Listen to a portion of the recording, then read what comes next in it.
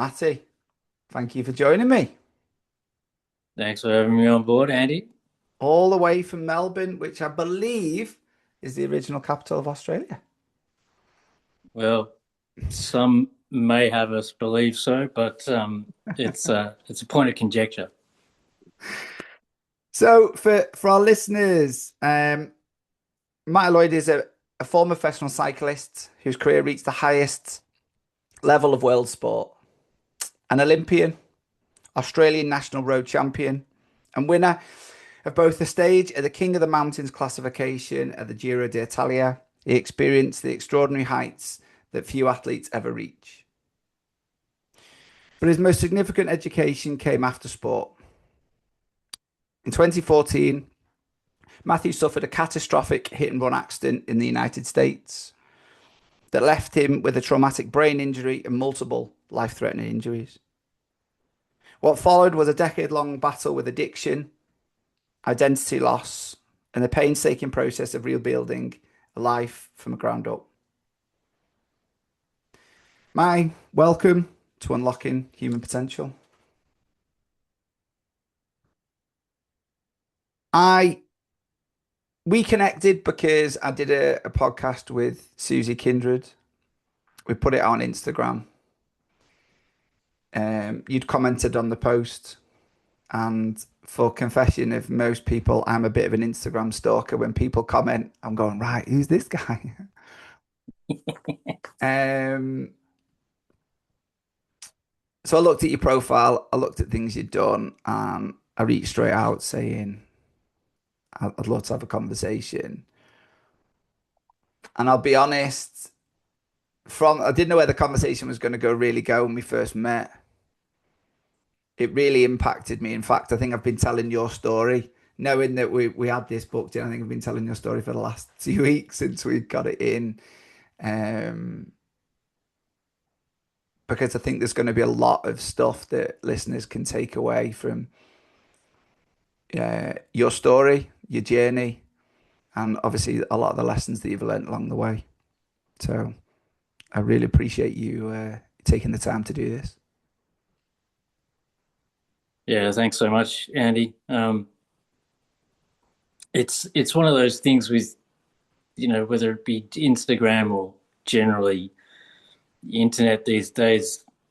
If we're to investigate the things that just take our interest, Hmm. um, often enough through that we can find the things that really draw us in. So whether it's happenstance or just the way things work, I'm really fortunate to have got in contact with you, and yeah, really looking forward to our discussion. Brilliant.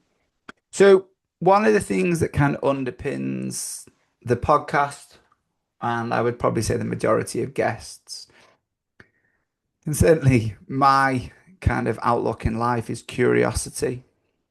So we always ask guests, what's something that you're curious about right now? Yeah, I suppose one of the things um, that I'm continually drawn to, or provides the most curiosity for me, is people's capacity um, to recognize their own potential, which sounds quite broad and, you know, I suppose open ended. But that's the beauty of it, because Hmm. we're in a time, particularly right now, where we don't actually know where the global trajectory is going. Um, but for me, that draws into um, our own personal potentials. Um, and if we're to really lock in and focus on those, optimistically, of course, we'll be heading in the right trajectory um, in the macro sense. So yeah, it's an interesting dynamic, but yeah, I suppose draws a bit of interest for me. So it's pretty cool. I think it's really cool. I love the topic, so you're in good company with that. So for our first time listeners, and just to set the scene of what we're going to go through, we kind of bring this into three sections. This podcast, it's around unlocking ourselves and, how do we make ourselves as optimal as we can, depending on where you want to take that. How do we unlock others and get the best out of others and best potential? And then I think it's always important that when people have given up, an hour of their time to listen to us, that we kind of try and bring it together and, the so what piece, what can people then do with parts of the conversation and the insights that we've had during this. So we'll do it that and we'll bring it all together at the end with some advice. Does that sound okay for you? Sounds awesome. So when we talk around kind of unlocking our own potential, you know, even in your bio in the bit that I got, I see, I'll certainly allow you to go where you go with this. I certainly kind of see three avenues that where we could touch on if you feel comfortable is obviously to achieve what you achieved as an athlete is, I think, what most people would dream of, if that's fair to say, and getting to the heights that you got to is a phenomenal achievement. I think to manage to deal with the catastrophe that happened to you in 2014, and how you navigated that journey and that part of or that chapter of your life. If you feel comfortable exploring that, that would be, and how you kind of refound your potential or, dug wherever that goes. And then obviously what you're doing now in your career and, helping supporting others and you kind of retrained and stuff. So I kind of leave it to you where you want to start. If you want to start from the beginning and, and go that way, or if you want to dip in and out, then feel free to take it where you go. Yeah, I suppose, just looking back at where it all started for me during my career, I find it most interesting because I came from the sort of the mindset that the harder I was to push, the things would eventually get better, and people could put that down to an athletic mindset or even a business type mindset.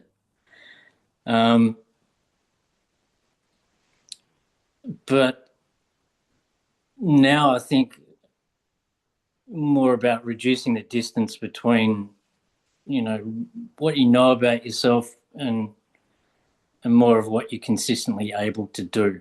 So in the career space, I wasn't able to differentiate between those two things. So the outcome was often enough what I really, really wanted. And whether that provided the inner satisfaction or not, I didn't know. So throughout the timepiece, if we're to draw it out over the long term, I was able to recognise and understand those bits and pieces that were taking place throughout my career, but also in the following years to come. That go in and thrash yourself sort of set up wasn't really a great example to set for myself or for others, because it just ended up being a full-on catastrophe. And yeah, interestingly enough, if I'm to look at it now, it's a clear differentiation between, an outcome-based mindset versus a process-driven, purpose orientated mindset, which fortunately I'm now able to take full advantage of, well, optimistically so. But yeah, I suppose it all comes through about timing, patience. Can you just share? So, our listeners are kind of varied and all over from kind of sport leadership, um, coaching backgrounds. Can you just expand on the difference between the outcome and that process-based mindset, just for those people that maybe are unfamiliar? Yeah, definitely. So say, for example, you've got a bunch of kids and they're playing basketball, and they love what they're doing. They're so associated with all the interaction and the games, and the joy that they're receiving from their own performance, and looking forward to the victory that they'll get, or how many points they'll be able to shoot in the game. And all of that energy is directed into, the outcome itself. Whereas if we're to look at what purpose that's serving, it's more of an internal sensation that people can get. So you put the same kids on the court and you think about, what does that connection mean to your friends? Does it make, Jimmy and Jessica feel good that you've rocked up to training today? Will it make them want to come back the next time? So the difference in the purpose of what you're doing versus the outcomes is really significant, because when it gets to the big time, often enough with huge victories like Olympics, Tour de France, the Giro d'Italia, etc. If your purpose and your identity is separate from just what you do, it really turns into I suppose,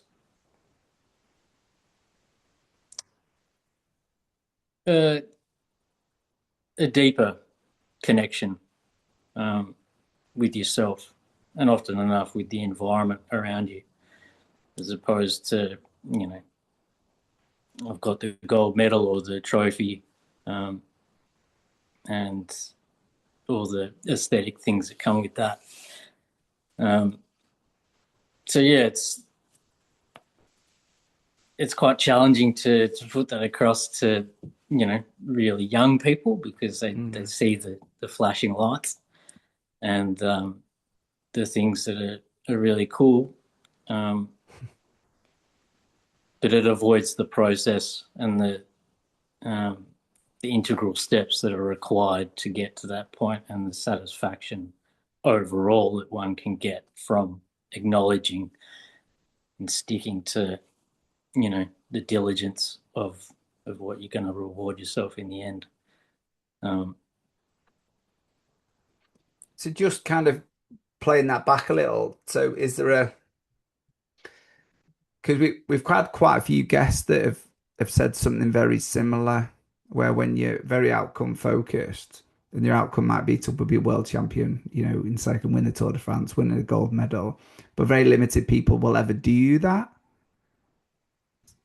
So actually then, if you're very outcome, this is my assumption of what you're saying, so please correct me if there's and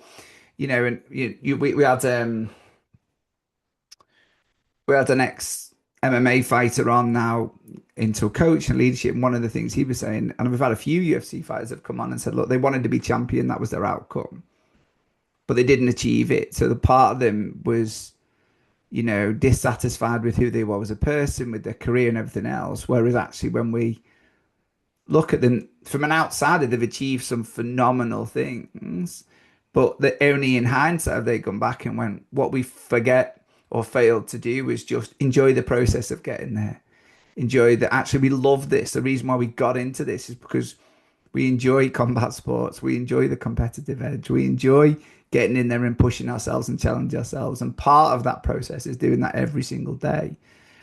Is that what we're, if I understood that correctly? Yeah, yeah, definitely. Um, it's about the connectedness that you feel within yourself. Um, and I suppose a certain amount of, um, you know, self gratitude that you receive um, through accomplishing um, smaller, medium, large size things. Um, so yeah, definitely. Ferraris don't turn around and give you a hug after you've done really well. Um, but, Yeah, I like that. Yeah. it's just one of those things, I guess. But I think it's a really important topic because, I guess in the world that I sit myself now as an executive coach, mainly working with founder-based business owners, they set these big goals of what they want their business to do at the start. And then along the way, they get these moments where when they're not achieve or not where they are, where they want to be, that they do, that becomes disheartened, that becomes disillusioned, becomes putting themselves in. Am I not good enough? Self-belief goes, all of those things that, where again, if you were to maybe, and when you play it back, saying if you were to start your business and if you were to start your business today and you were to say you were going to be turning over this amount of money in this amount of time, would you be happy? Well, yeah, but I'd set my goal at this. Okay, so it's so if you were to roll back, what you've achieved is an amazing achievement. But because you're always, like you've said, looking at the outcome and the outcome focus, and they haven't achieved the outcome, actually, when they're looking at it, they're looking through a very negative lens that actually makes them suboptimal.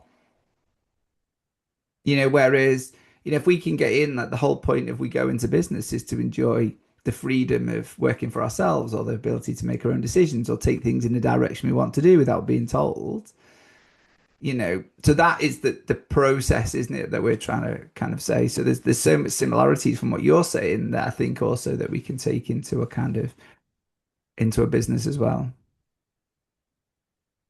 Yeah, definitely. The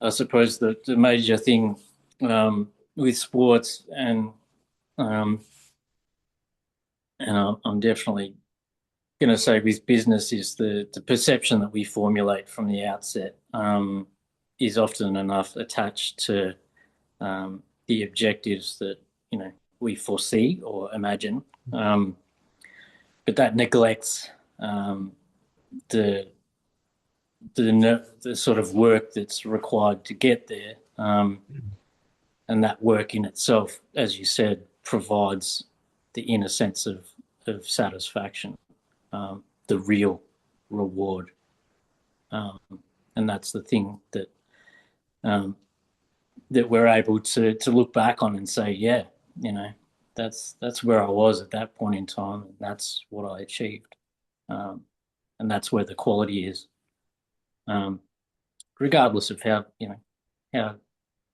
huge the outcome was at all. Mm. And is that a reflection in hindsight, reflection of you as an athlete?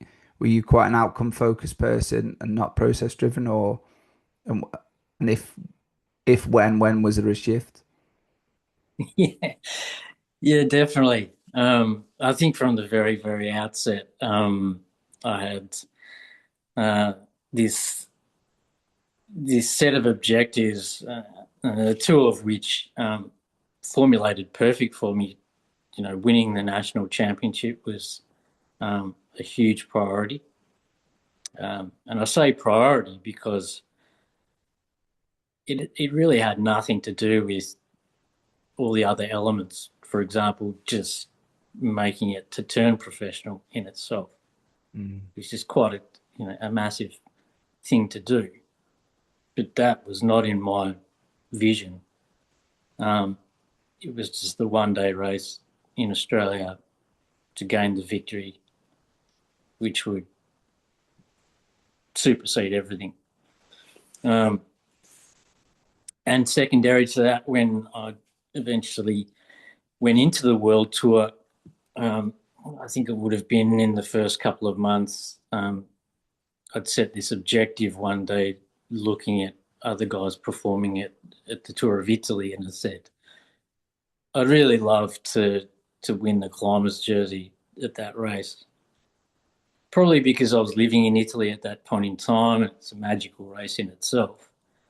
That was on my mind, and I'd let the directors know, and they said, okay, well, if you want to do that, then that's your race. And that's where it's going to be. And interestingly enough, a couple of years later, that was me on that spot.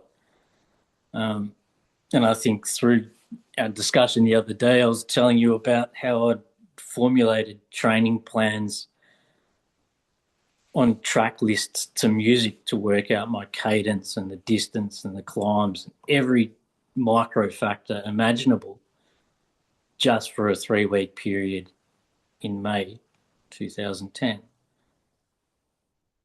while neglecting life itself on the exterior. There was no existence. It was all about that race, and that's what took place. Which, was purely outcome focused. I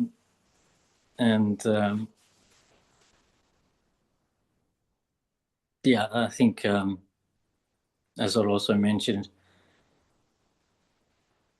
upon the completion of that race, I sort of sat there and thought to myself, is that it? Is that everything? And it just wasn't. So it was a massive contrast to what I'd imagined or perceived it to be. And I think that really brought it home at that point in time. Is there and I guess, and I think that from the conversations I've had, I think I think you're not alone in that, isn't it? You set your goal on this, and when you've achieved it, actually that feeling isn't what you assumed it would be, which is kind of the vibe I'm getting, which then kind of leaves you with a bit of a, oof, okay. I guess the question that, and I'm going to ask it because the listeners can't ask it, do you think there's a world where if you weren't so focused everything around your world for those 3 months that you would have won that?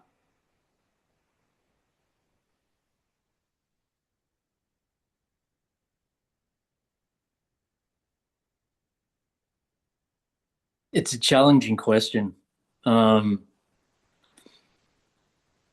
it really peers deep into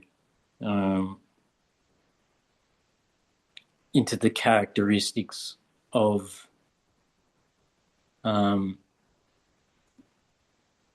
attributes of a certain person's mental capabilities, physiological side of things too. Because often enough in sports, we find ourselves, in awe of these high performers who've got a certain amount of, possibility that's open to them purely because of their physiological advantages for their particular sports. And I think at the top level, there's a certain bracket of individuals who are capable of holding themselves within that zone or framework. And it's very challenging because to imagine, particularly for myself, um, in a place where I could live a completely normal life or existence without that top end performance. Mm. Um, yeah, I think it'd be really, really challenging. Okay. And again, it was coming from a place of curiosity, is because obviously you were able to. I think the life lesson I'm taking from this, and all I'm hearing and I'm interpreting is, you know, you can spend your whole life just focusing on one thing to the sacrifice of so you sacrifice everything else in your life to focus on a 3 week race to win a stage where you think, okay, that's the goal, I've achieved that goal. But actually, I also get the vibe, but for what? Because actually what I thought I'd get from that I didn't get. So I don't know if I've assumed that correctly, and so there's almost the question of, okay, it's great that you've done it and you've got that title, which no one will ever take away from you. But what did it actually bring better to your life? Yeah, I think it's probably, for me at least, there was almost a flip side to that coin as well,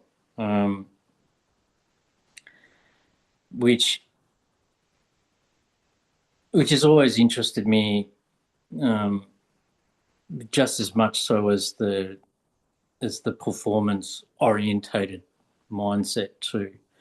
And it's that during the time I was racing as a professional, I'd always been hyper aware of the world itself in um, in the external.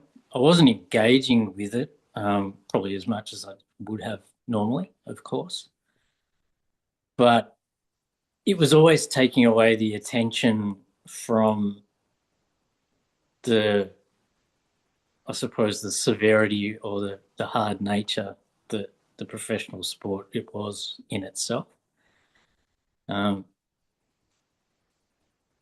which could be said now as, my own justification for not continuing on a high level of performance or whatever. Mm. But I know for myself, and particularly those close to me, that I probably wasn't capable of performing at the level throughout my career purely because I didn't attach enough psychological, um, people would call it determination, into establishing a process Okay. with, enough, you know, rigidity or Mm. intensity as it was deserved. Um, Okay. so it's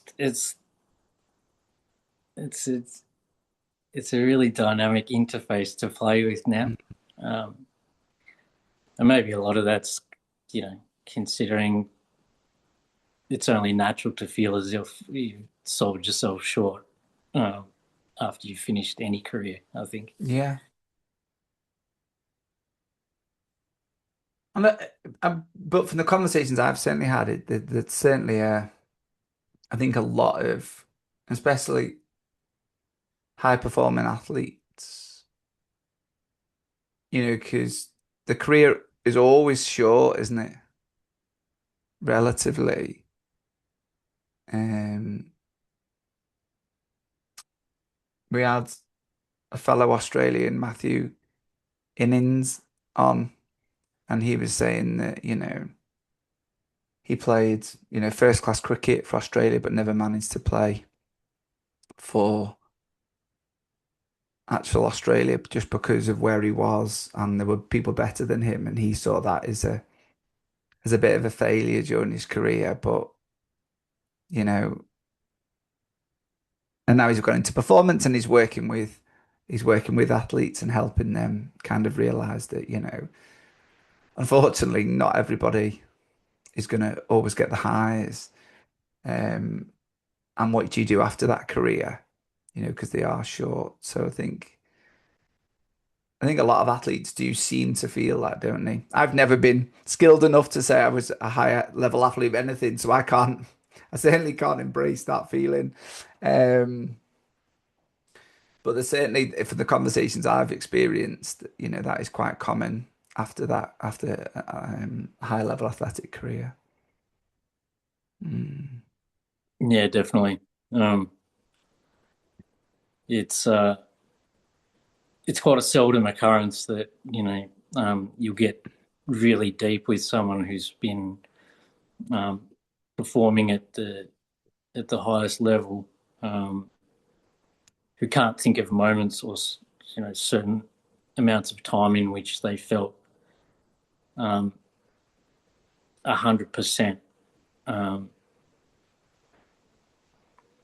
either engaged or fulfilled in what they did. There's always something else, Mm. um, and Yeah. the interesting thing too is, as you said, if it takes for someone to be at that level, never to represent the country, um, that's got to be a really, really, challenging thing just to conceptualize. But it doesn't dismiss the effort and the passion that's involved with it. Yeah. And a lot of the time, that sort of thing's forgotten. So, yeah, it's uh, it's an interesting one. Yeah, it definitely is. But after your career, there was a different chapter, wasn't It was, there? Should we move on to 2014 then? yeah, yeah, definitely. So you were living in Italy, you've moved to the States. So just for listeners, just to bring them up to your story, and I know we touched on it in the intro. So what then happened in that part of your life? Yeah, I'd moved um, to just outside of Denver, and uh, yeah, the Rocky Mountains in Colorado are a really magical place to be living, um, and I'd gone there in preparation for um, the tour of Utah and then the tour of Colorado, racing for a team named Jelly Belly. Not too sure if you're familiar with the confectionery, but it was a tasty trip. Anyway, um, what had happened was in the second day of the tour of Utah, um, I'd gotten really sick with pneumonia, um, and didn't really know how that had happened. I could only assume that it was the probably 2 months of altitude training in Evergreen, at about 2,500 meters altitude. I was living, um, remorselessly preparing myself to do these two races. Mm. Um, and was rushed to hospital and woke up the next day and they said, "Oh, look, you've turned septic and you've got a number of these infections. So we'll uh, we'll just hit you up with all the antibiotics." And I interestingly thought to myself, "Oh, this would be a great opportunity to get a few days rest, fly back to you know to Denver, and then get ready for the tour of Colorado." Um, so after 2 days, booked my flight, which was an early morning flight the next day, and was discharged from the hospital, made my way to the hotel, relatively close to the airport. And by the time I'd got there, the restaurant at the hotel was closed. I asked the receptionist, is there any food available? And they said, no, well, our place is closed, but there's a few restaurants just across the intersection and down the road. So I thought, oh, cool. I stepped out of the hotel, made a left, and, what I presumed to be crossed the road. Woke up 6-7 days later with people dressed in lab coats peering over me, and I sort of thought to myself, this wasn't the hotel room I was booked into, was it? And discovered shortly afterwards that I'd been hit by someone who'd driven off into the night. So amid that confusion, I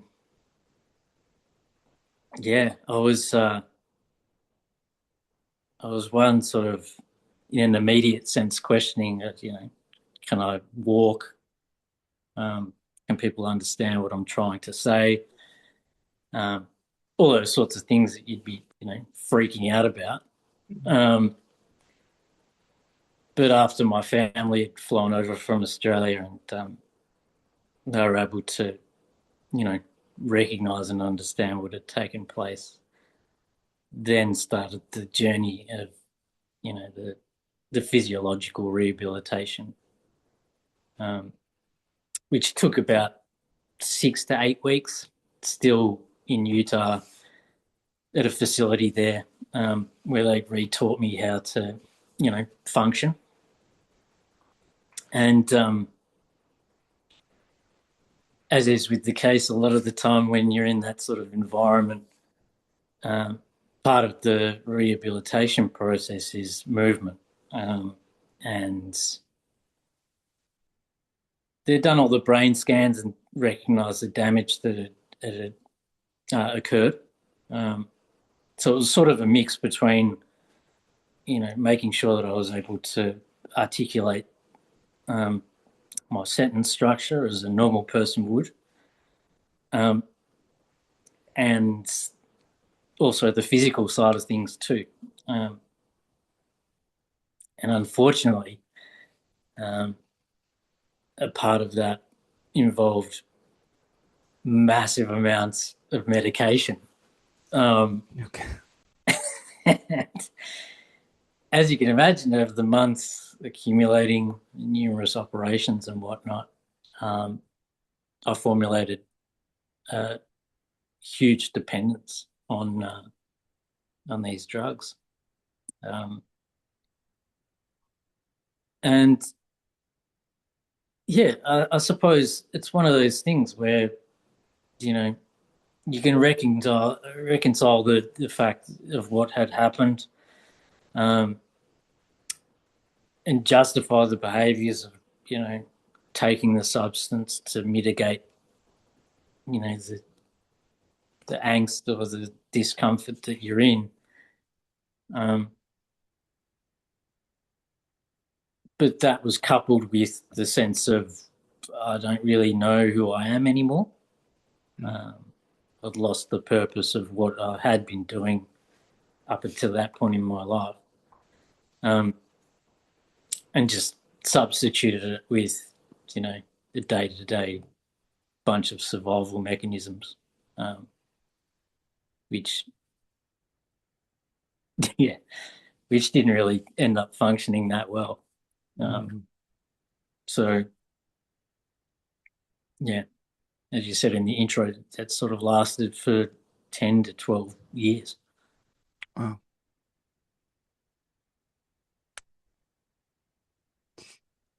I mean, There's a pause for me because I think just not that I don't think I ever could imagine what that's like or understand what it was like. But there's a part of you that just goes, oh wow. How much do you feel comfortable sharing about what that 10 years was like? Because there's a lot in that, isn't there? There's obviously, like you've said, you've openly said around some dependency.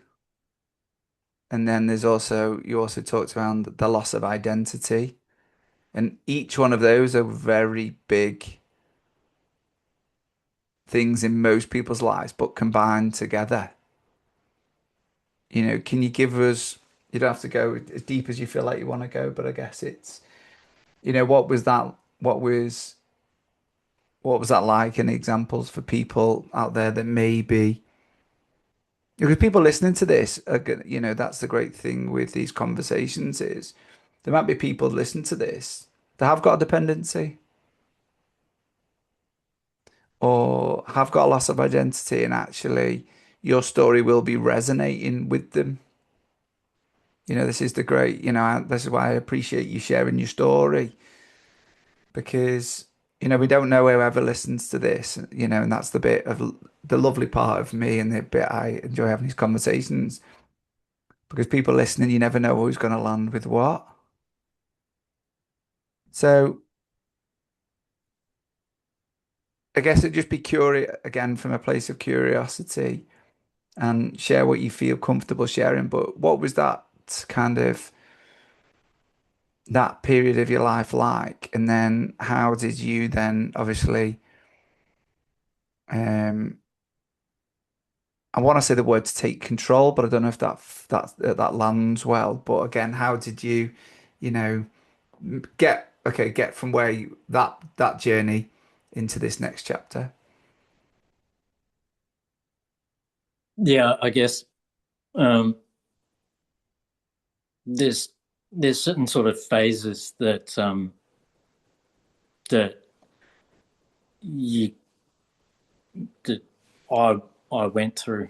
Um, One of which was the initial denial um, of what had happened in the incident itself, um, and to be so dismissive of that was, really self neglectful because I wasn't paying attention um, to the correct recovery process, um, which would have provided the self discovery necessary um, to re-establish who I was as a person.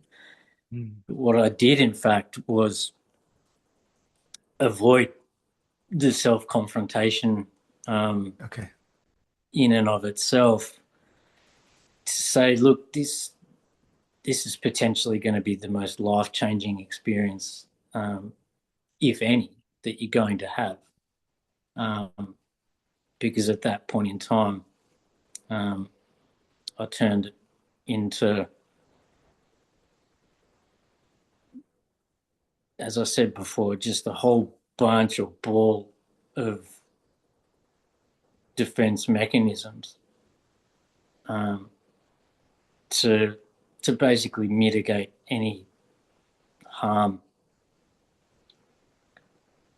or perceived, you know, catastrophic outcomes. The flip side to that, of course, is that, you know, the further down the rabbit hole you go, um, the harder it is to get out. And that would mean not getting in touch with people who would have been massively helpful, um, not connecting to people who often enough are there to provide the best support and care, um, and gradually falling into a hole. Um, which I experienced in a way that was so self-destructive, and it was all under the guise of,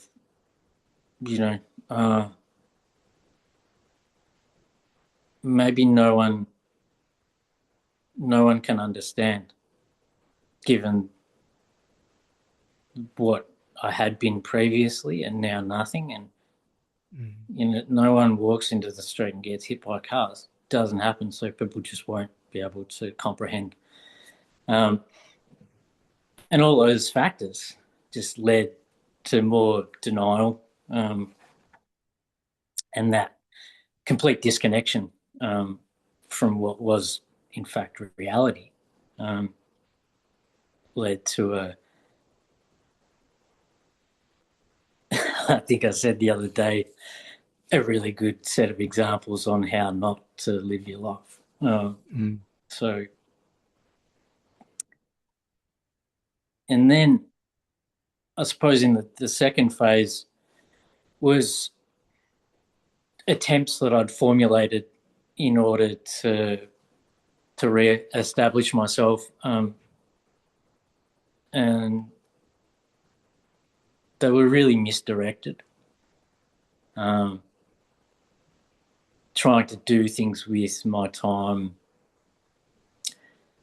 getting certifications as a personal trainer and helping people out, which others could see as someone doing the best that they could at that point in time.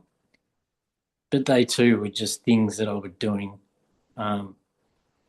to avoid putting into context what had actually taken place. So they just provide avenues for me to be doing things that weren't really meaningful to me.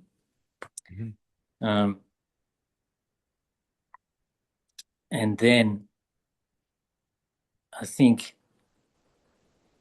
after about the 8th year or so, I'd put myself through such a ring of incidents and sort of re-traumatizing myself too. Not in a psychological way of remembering the incident, because I couldn't, but reflecting back on elements of my career that I couldn't relive again, which caused like continual rumination about things that I couldn't change, because the past couldn't have happened any other way, because it didn't, and I was just trying to fix holes that I couldn't mend. So I think it was probably the third time I'd been woken up from overdosing on medication at a friend's place. I woke up again, hospitalised, being told the stories about how someone had found me and how it sort of ruined their life.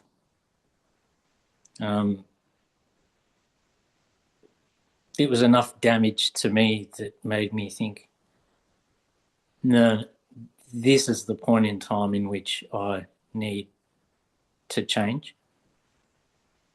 And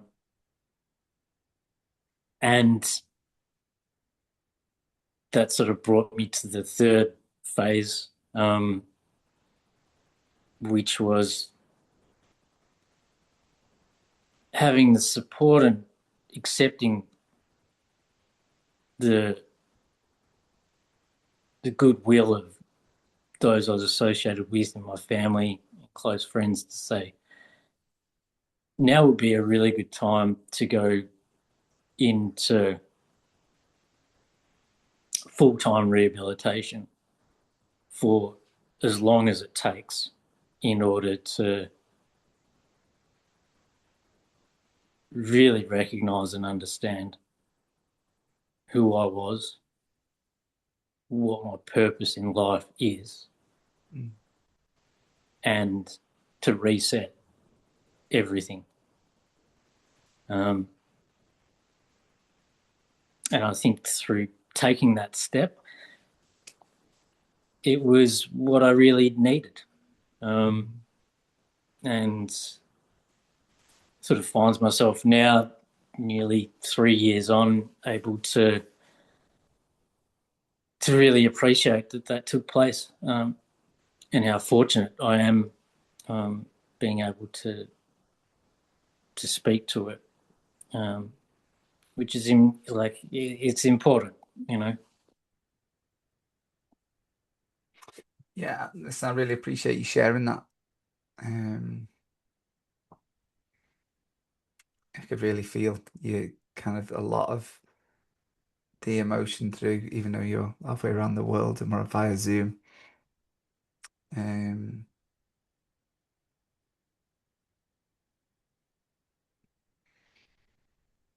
I guess then where's that, what have you learned? Is there any lessons that you've taken from that experience? You say there over the last 3 years, you kind of now and I want to also move into what you do now because you're moving into helping support others now. So it's, there is a happy ending, isn't there, to this next chapter. But I guess, is there any lessons about that? Because, you broke it down really, really articulately, the three phases you went through. And, I guess for anyone listening now that it might not be them, it might be somebody they know that they're aware of, that they're in some kind of struggle. Um, what could you what can you take from your kind of experiences that you think would be helpful for others maybe listening? Yeah, definitely. I think one of the most fundamental things that I was able to pick up, while in um, I guess you'd call it the sanctuary of rehabilitation, away from the world completely, um, was that it's going to be okay. Um, and I know that gets said around the place continually, but I was only able to really recognize the power of that when I'd actually been killed temporarily. But waking up from that experience and then magnified countless other times being woken up again in the hospital environment, um, it only comes about through honesty with yourself. Um, and it's about accepting that reality before trying to change it. Um, Often enough, the gravity of what we're experiencing or perceiving um, isn't really reflective of what's actually happening. Um, and it's through the experiences of, um, you know, the challenge that we're faced with that brings us to the present. So, yeah, often enough when speaking to people about how bad it is that I've wound up here, or, you know, I'm not putting out this significant data that is in any way reflective of who I am. It's like, well, if you're in a position to be here right now and we're talking about it, then whatever you've overcome has been achieved, Mm-hmm.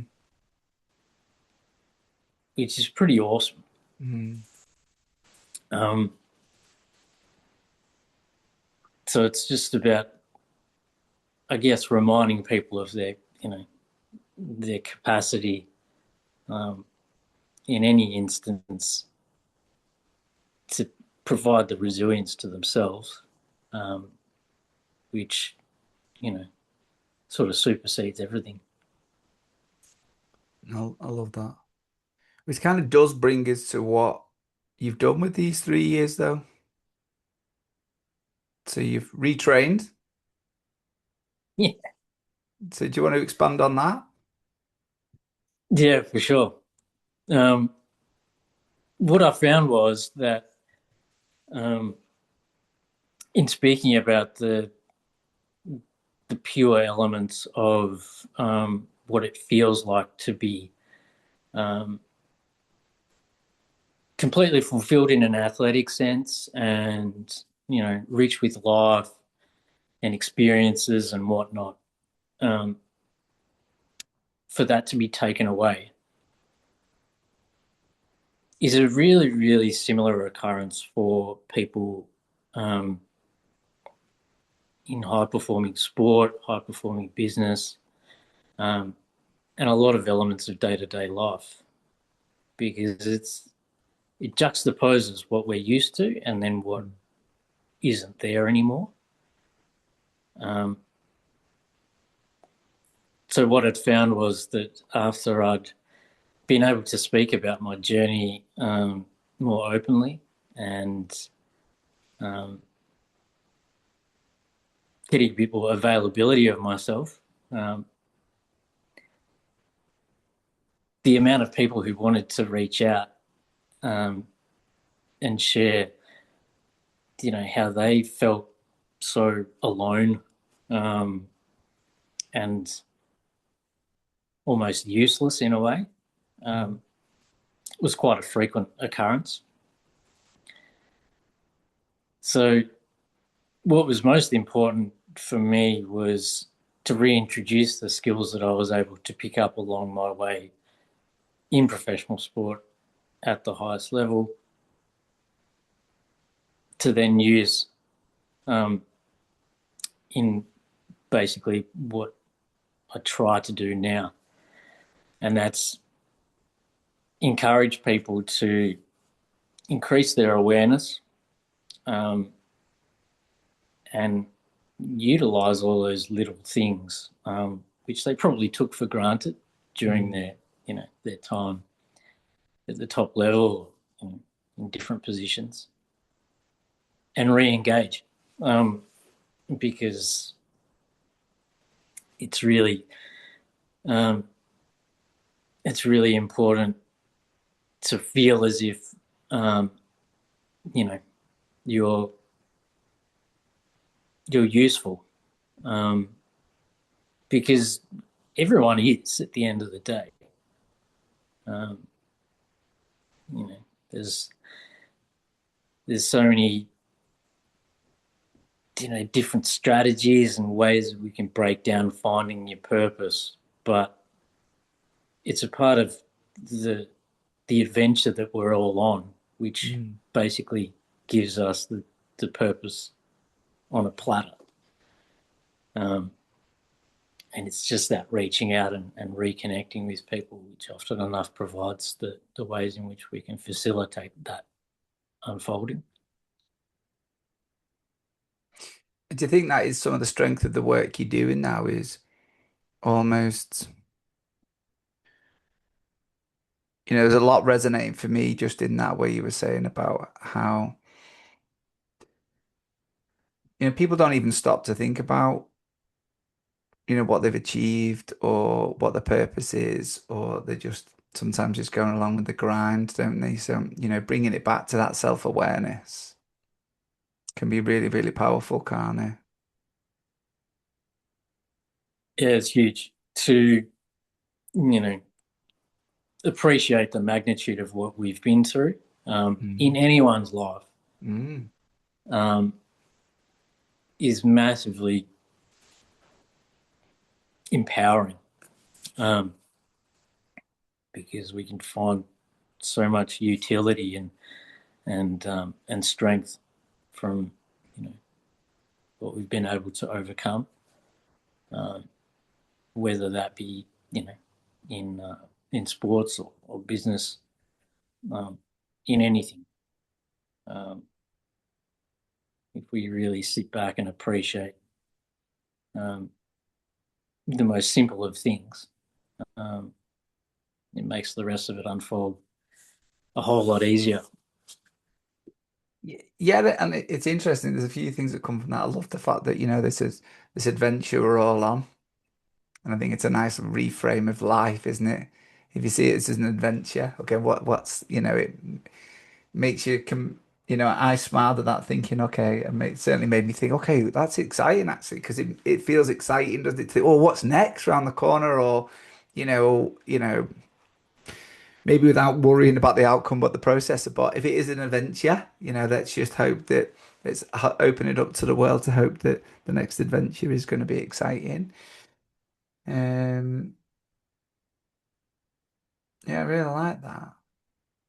And you've retrained, so is it psychotherapy Yeah, you're in?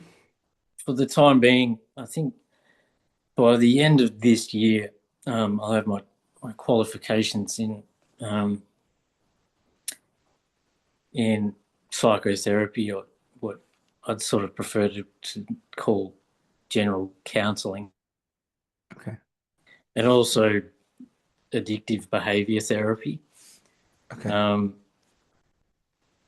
which is it's one of those things where if you're in the environment where you're so frequently um, bombarded with information about treatment modalities and whatever, um, a lot of it becomes second nature. But Mm. what I'd found through these two disciplines, um, with the experience of what I'd had previously, um, is my ability to really listen to people.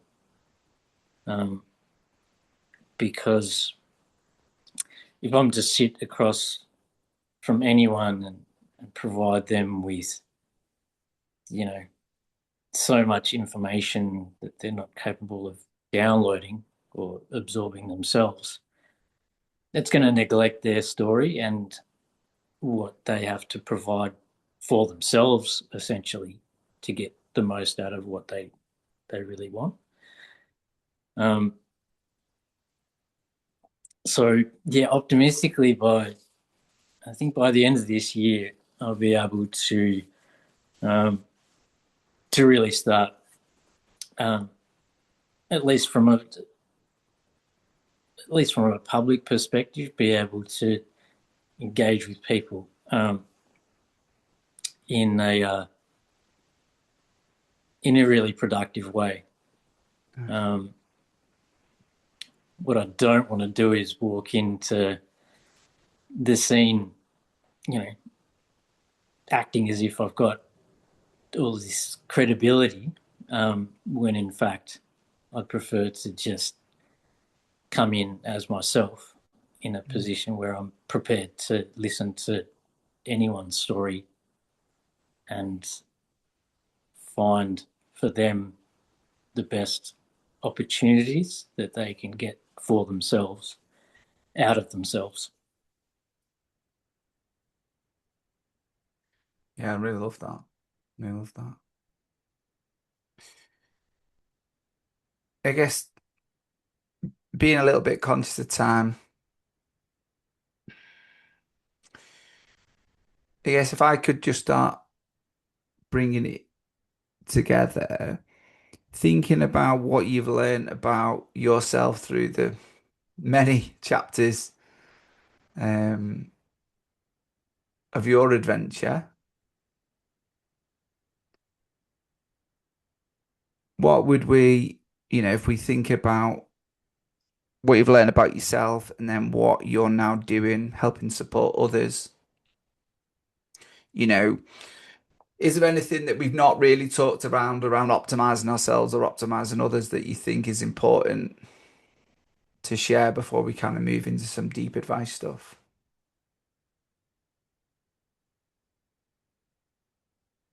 Yeah, I suppose from a personal perspective, when it comes to the optimization piece, it's pretty much, for me at least, identifying with the information that really is relevant to you, because it's also easy to get bombarded by so many different formulas and different contexts or ways in which to do things, which is all great, but it's all just information Hmm. and very dismissive of what it actually is to act out these things in real life. So I suppose you could say that's just really getting to know yourself as a person is fundamentally, at least for me, key to optimizing your own game. I, I, I couldn't, I don't think I can agree more. And I think the other thing for me, what I heard from you earlier is, and then supporting others, it's taking that time to listen. So people understand, helping others to maybe understand themselves and then what they can be doing to support themselves as well, isn't it? I think that's what I've certainly picked up from this conversation. Um, so if we just delve into a little bit of advice or kind of sum it up rather than advice of kind of just maybe some things that people could consider. So we'll just ask a question, what are three practical things that people could try today?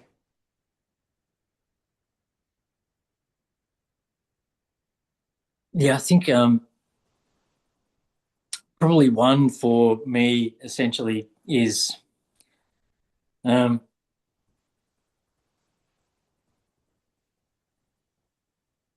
when you get the chance to reflect, whether it's, you know, a daily practice or even weekly, identify the behaviors that you can see yourself repeating that'll actually work or have worked. And normally they're a really good indicator of what's actually going to function for you. Okay. Um, and also a really good example of what not to do, Okay. which sounds remarkably simple, but often enough they're things that we just go amiss, like that didn't count, or oh, that was really cool, and then the next time you do it, it's just by fortune. But it's not, Mm. because if it's effective, normally it's going to be functional and it works. So that's important. Um, Secondly, I'd say allowing yourself to, or giving yourself permission to get curious and ask questions about why I'm thinking a particular way. Mm. Um, because often enough, our perception leads us to believe things that are just stupid. Um, we've got our cortex so well figured out that we can tell ourselves all kind of magical things, but in fact, a lot of it is bullshit. So we need to, you know, uh, ascertain what's effective, what's not, um, and yeah, I suppose thirdly would be um, get some intentionality um, which works into the whole purpose deal. If you find what you are actually intentional about doing, another one of those things that sounds quite blasé or whatever, but as a gut instinct, forget about what the brain can analyze and, provide data for and all that sort of jazz. If you know internally, you actually really know.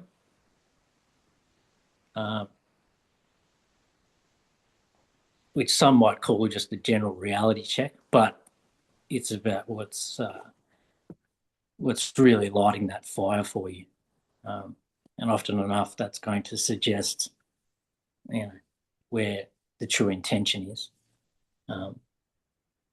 So giving yourself this sort of time to just, sit back and reflect on where that sits for you is important. I completely agree, and I think it all does start. There's a prerequisite of you almost give yourself permission to time to reflect sometimes as well, isn't there? You know, Definitely. we live in these lives of busyness, and where busyness is often seen as a badge of honor, and it can be seen as a badge of honor to be, oh yeah, I'm really busy. You Yeah. know, sometimes just giving yourself permission to have that time to sit, reflect, and ask yourselves those good questions. Now, I really love them. When I was listening to them, and where I see the power in what you've just said is we do loads of things unconsciously, don't we? And we have these habits unconsciously. By actually taking the time, like you've said, to kind of become aware, to bring them into our conscious awareness and analyze sometimes, oh, actually, this is a helpful trait, let's keep this, or what on earth am I doing this for? Maybe or, being curious about why you are doing certain things by bringing them into the conscious. No, really powerful and agree with all of them. I think they're really lovely. Mm. So, what's one principle you wish every leader understood? Um,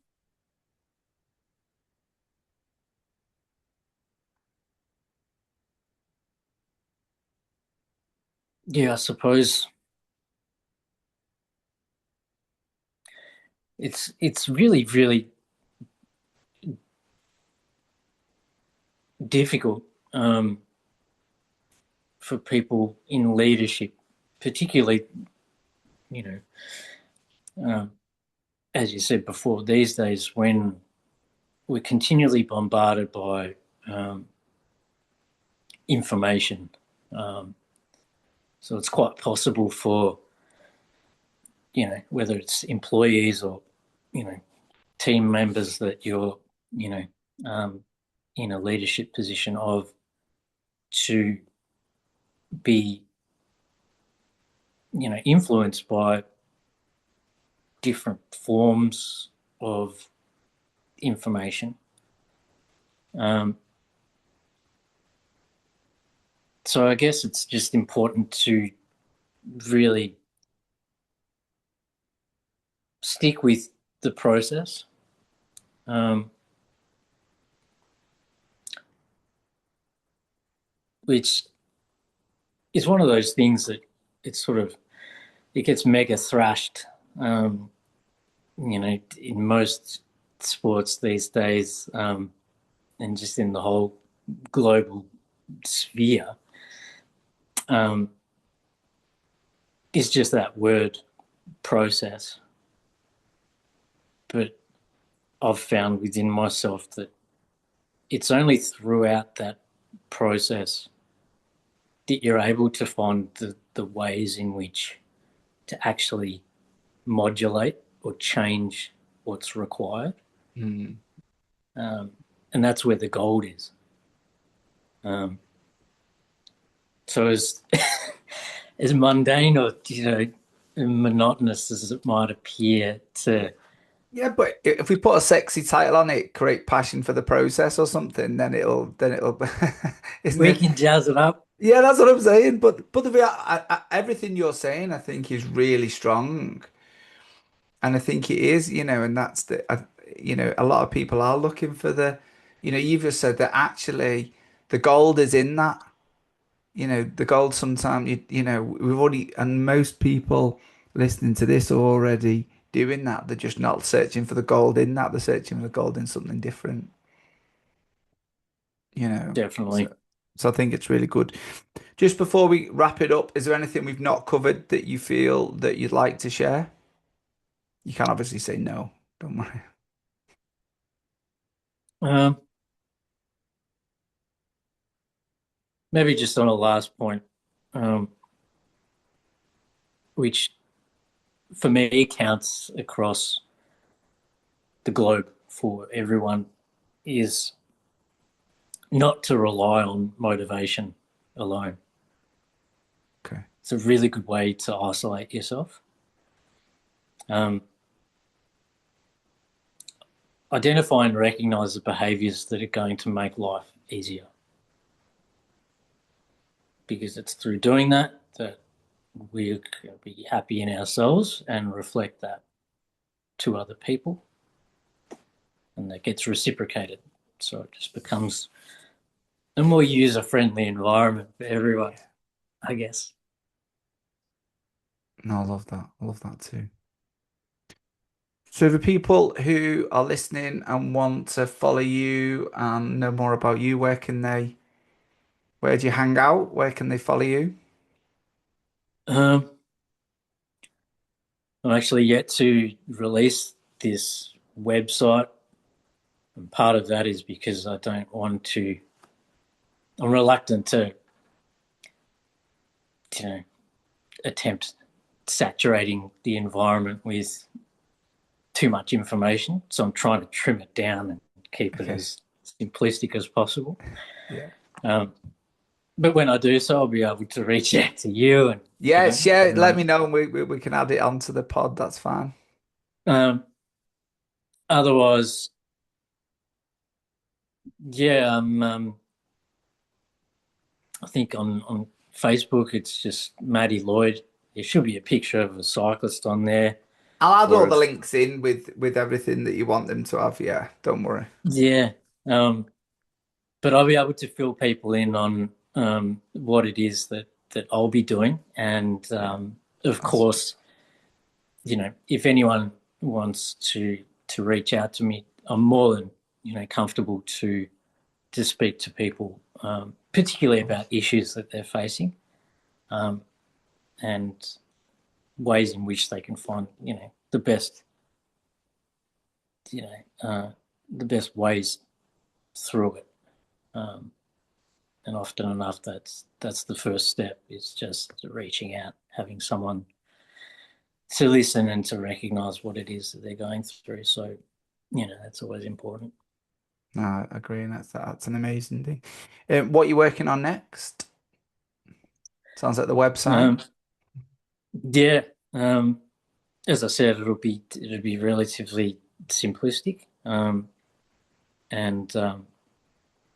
once I've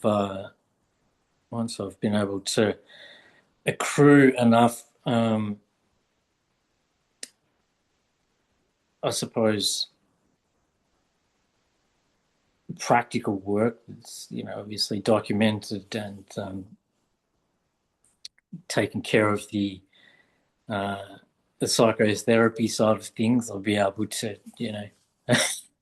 get amongst it um, in a recognised or registered fashion, Oh, which will be productive, hopefully. yeah. No, definitely so. I think you're going to be awesome. I generally do. I think you are awesome already. I think on what you're going to go on to create and what you are looking to do, I think will be very helpful in the world. Very, very helpful in the world. Is there one final challenge you'd like to set our audience and our guests and our listeners? One final challenge. Um, this is actually the best one of all. Uh, it's sounds ridiculous, but to sit with yourself, no objective, no music, no soundtrack, no mantra, whatever. Just sit there, even at the point where you don't have to time it. Acknowledge that space, and from what you get inside is often enough to get you through, you know, the next day, the next half hour, whatever it might be. But acknowledging the self is crucial. Beautiful. Matty, thanks ever so much. I've really enjoyed it. To all of our Thanks for having me listeners. on board, Andy. Oh, mate, honestly, this is I've been so looking forward to this. It's been I'm really, really looking forward to getting it out. And for our listeners, make sure you are following. When you will follow this, the episodes will come straight into you. Um so you do any questions, queries, anything, feel free to reach out. Any feedback, feel free to reach out. For now, Matty, listen, thank you ever so much. It's been a privilege to have you on. It's been a privilege to listen to your story and your honesty. So thank you. Thank you so much, Andy. Thank you.